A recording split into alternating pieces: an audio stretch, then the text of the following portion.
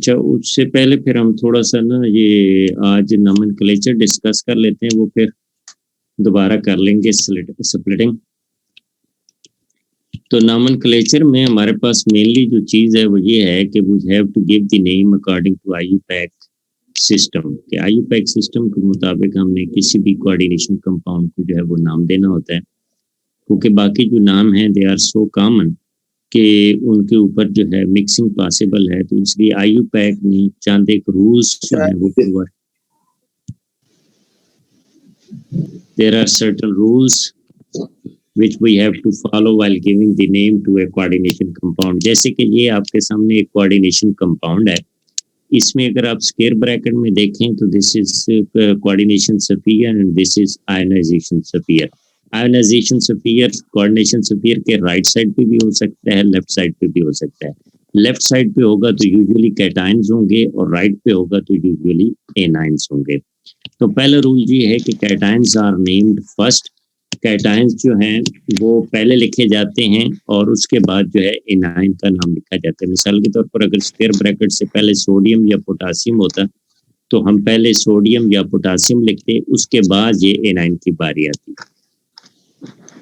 दूसरा रूल ये है कि ligands are named first before the anion metal ion. के मेटल आयन से जो लिगेंड्स हैं इनको पहले लिखा जाता है।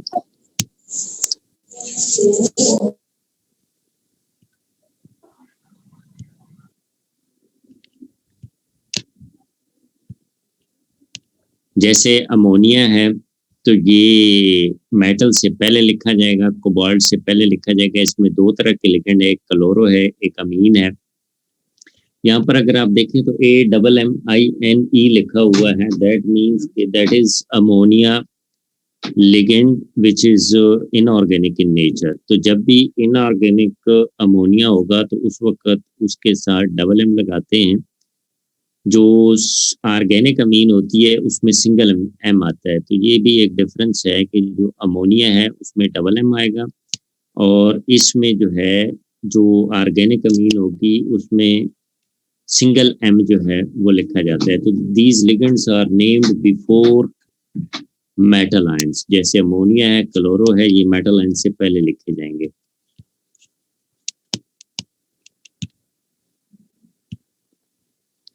फिर ये है कि जो नेगेटिवली चार्ज लिगेंड होता है उसको O के साथ सब्स्टिट्यूट करते हैं। जैसे फ्लोरो है, क्लोरो है, ब्रोमा है, these all are anionic ligands. तो इनके एंड के ऊपर जो है वो O आएगा। और अगर एक से ज्यादा लिगेंड्स हों तो उनके साथ प्रीफिक्स डाई ट्राई यूज करते हैं। एक बात याद रखें कि जो आयनाइजेशन स्फीयर होता है इसमें डाई ट्राई का वर्ड यूज नहीं किया जाता, प्रीफिक्स यूज नहीं की जा सकते। ये डाई ट्राई मानो जो है ये सिर्फ और सिर्फ कोऑर्डिनेशन स्फीयर के अंदर अगर एक से ज्यादा लिगेंड हो तो उनके साथ लिखा जाता है। अहम स्टेप होता है कि how to calculate the oxidation state of a metal ion. Metal ion की ऑक्सीडेशन स्टेट कैसे कैलकुलेट करनी है, इसका बड़ा सिंपल सा फार्मूला है। इस कंपाउंड में ऑक्सीडेशन स्टेट कोबाल्ट की 3 है, तो इसको कैसे कैलकुलेट किया जाता है। याद रखें कि जो चीज आयनाइजेशन स्फीयर में होती है, इसको जरा गौर से सुने, कि जो चार्ज आयनाइजेशन स्फीयर के अंदर होगा, जैसे यहाँ पर आयनाइजेशन स्फीयर में चार्ज है -2 क्योंकि 2 क्लोरो है, तो इस स्क्वायर ब्रैकेट के ऊपर उसके अपोजिट चार्ज मौजूद होता है। यानी अगर बाहर -2 है तो यहाँ पर ओवरऑल चार्ज +2 होगा। अगर यहाँ पर Cl3 होता तो यहाँ पर +3 लगाते हैं। यहाँ पर अगर जो है शुरू में लेट सपोज K3 होता तो पॉजिटिव चार्ज है बाहर तो ऊपर -3 आ जाता है। यानी जो आयनाइजेशन स्फीयर के अंदर चार्ज होता है उसका अपोजिट चार्ज जो है वो कोऑर्डिनेशन स्फीयर का चार्ज कहलाता है। जब कोऑर्डिनेशन स्फीयर का चार्ज पता चल जाए, जैसे इस केस में यहाँ बाहर -2 है तो ओवरऑल +2 है, तो फिर आप आयनाइजेशन स्फीयर को भूल जाएं। अब सबसे पहला स्टेप होता है कि कोऑर्डिनेशन स्फीयर का आप चार्ज मालूम करें। इस केस में जो चार्ज आ रहा है वो +2 आ रहा है।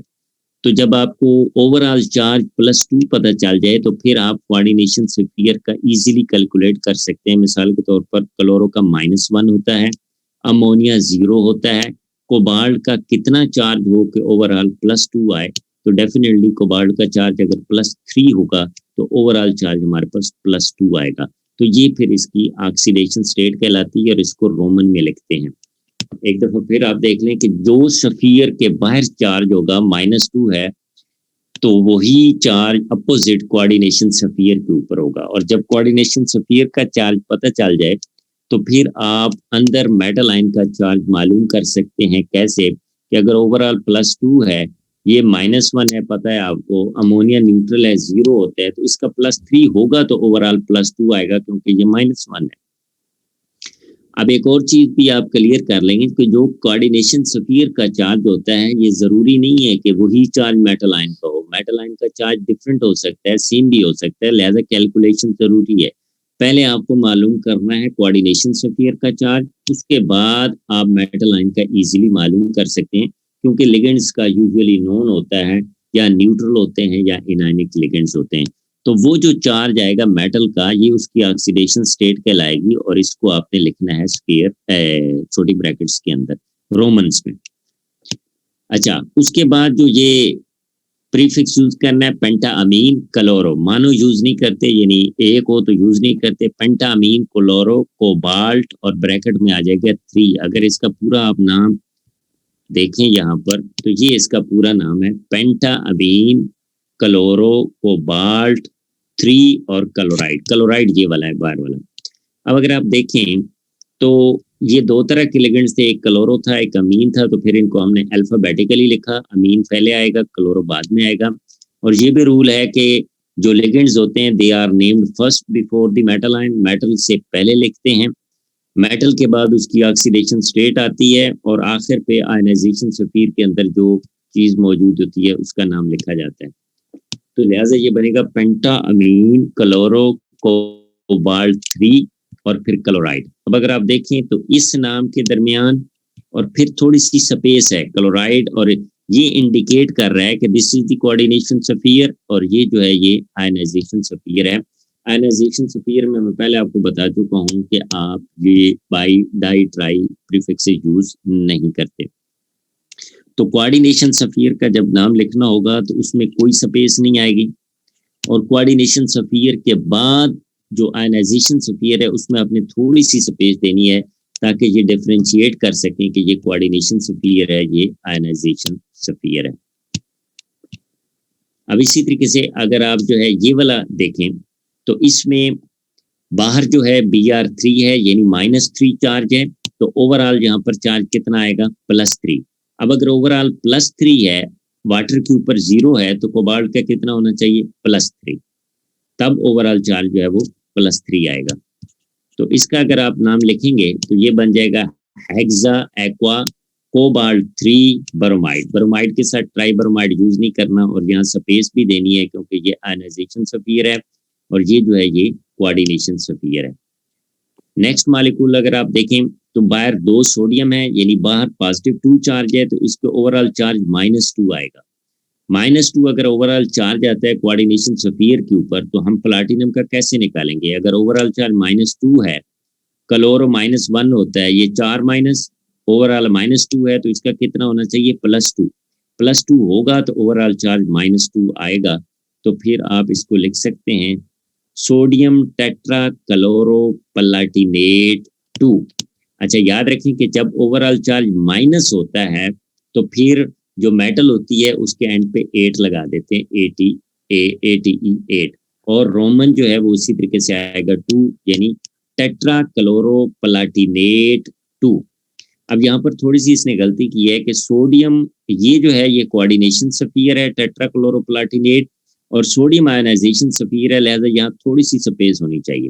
सोडियम और टेट्रा क्लोरो के दरमियान थोड़ी स्पेस हो, ताकि ये इलस्ट्रेट करे कि सोडियम आयनाइजेशन सफियर का पार्ट है, और टेट्रा क्लोरो प्लाटिनेट 2 जो है ये बेसिकली कोऑर्डिनेशन कंपाउंड है, ये कोऑर्डिनेशन सफियर का पार्ट है। यहाँ तक कोई बात पूछनी हो जो क्लियर ना हो?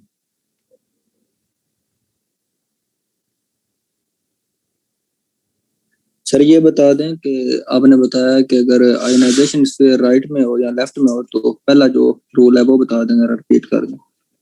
यानी आयनाइजेशन सफियर अगर राइट पे होगा तो ये A9 के तौर पर एक्ट करेगा ना, Br3 है तो इस पर -3 चार्ज आएगा। आपका जो कोऑर्डिनेशन सफियर का ओवरऑल चार्ज होगा वो कैटायनिक होगा, प्लस में आएगा। अगर आयनाइजेशन स्फीयर लेफ्ट में कोई चीज मौजूद है तो ये हमेशा कैटायन होते हैं, और जब कैटायन होते हैं तो फिर ओवरऑल चार्ज यहाँ माइनस आता है, और जब माइनस आता है तो फिर मेटल के साथ 88 लगा देते हैं। ठीक हो गया। कोई और क्वेश्चन? सर अगर कोऑर्डिनेशन स्फीयर पर नेगेटिव चार्ज हो तो फिर 8 लगाते हैं मेटल के एंड फिर पे। 8 लगाते हैं, बिल्कुल।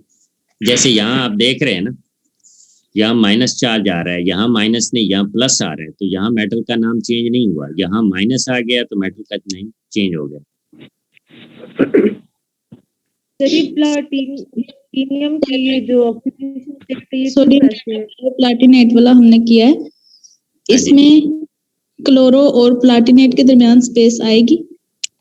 नहीं, उसकी जरूरत कोई नहीं है, ये वैसे डैश लगा दी उन्होंने। यहाँ स्पेस आएगी सोडियम और टेट्राक्लोरो के दरमियान।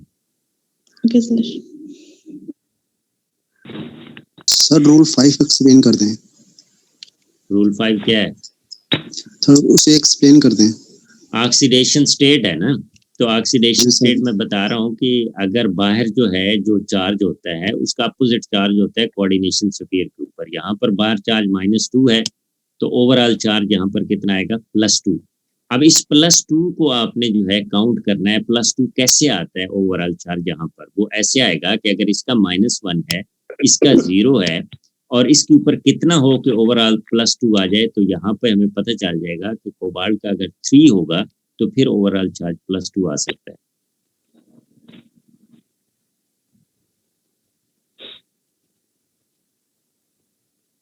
क्लियर? सर ये जो लिगेंड्स होते हैं, एक तो हम इनको अल्फाबेटिकली अरेंज करते हैं ना, और एक नेगेटिव या न्यूट्रल या पॉजिटिव, वो तो इस बेसिस पे भी इनकी अरेंजमेंट रखी जाती है। हाँ, तो नेगेटिव करते हैं जी। सर फिर उस केस में किसको प्रेफर करते हैं कि पहले ये देखते हैं कि वो न्यूट्रल पॉजिटिव है, या फिर उसमें अल्फाबेटिकल ऑर्डर पहले देखते हैं? नहीं, उसमें जो है आप करेंगे ये कि सबसे जो होगा ना, अल्फाबेटिकली ऑर्डर तो लिखते हैं, लेकिन अगर 2 हो ना जैसे, तो पहले आपने लिखना है ना इसको, मसला अमोनिया लिखा है, फिर क्लोरो लिखा है। पहले अमीन लिखेंगे, उसके बाद क्लोरो लिखेंगे। सर इसमें ये भी नहीं था कि नेगेटिव लिगेंड्स होते हैं वो पहले लिखते हैं? नोट्स में तो इस तरह लिखा हुआ था। आपका क्वेश्चन मुझे समझ नहीं आ रहा। सर जो नोट्स थे ना, उनमें एक ये लिखा हुआ था कि जो नेगेटिव लिगेंड्स होते हैं उनको न्यूट्रल लिगेंड्स से पहले लिखते हैं नेमिंग में। जिस तरह आप क्लोरो ग्रुप है तो उसको पहले लिखना चाहिए क्योंकि ये नेगेटिव पे चार्ज होता है, और अमाइन के ऊपर, अमोनिया के ऊपर कोई चार्ज नहीं होता। मैं 1 मिनट चेक कर लूंगा कि IUPAC का रूल क्या कहता है। ठीक है सर। ठीक है, मैं चेक करके बताऊंगा। मेरा भी जाती ख्याल यही है कि negative ligands are named first, but we will check the IUPAC rule exactly. उसमें भी सर एक को प्रेफर किया जाएगा क्योंकि अल्फाबेटिकली देखा जाए तो वो अमाइन पहले आना चाहिए, और नेगेटिव को देखा जाए तो क्लोरो पहले आना चाहिए। I will check it. जी सर, ठीक है। थैंक यू सर एक क्वेश्चन है जी। सर, अगर 2 आ जाएं लिगेंड और दोनों के वो अल्फाबेटिकली, जैसे ये क्लोरो और सानो इकट्ठे आ जाएं, तो फिर किसे नेम पहले नेक्स्ट करेंगे? वर्ड देखते हैं। अच्छा, सी के बाद फिर देखेंगे सानो हाँ जी, और या क्लोरो हाँ में। जी जी। ठीक हो बस। ठीक है जी, चलिए इसकी आप थोड़ी सी एक्सरसाइज कर लें, तो फिर हम नेक्स्ट टाइम जो है ना CFT को एक्सप्लेन कर लेंगे।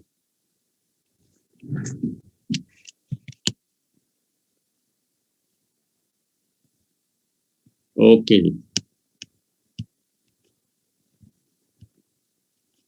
ओके सर, अल्लाह हाफिज।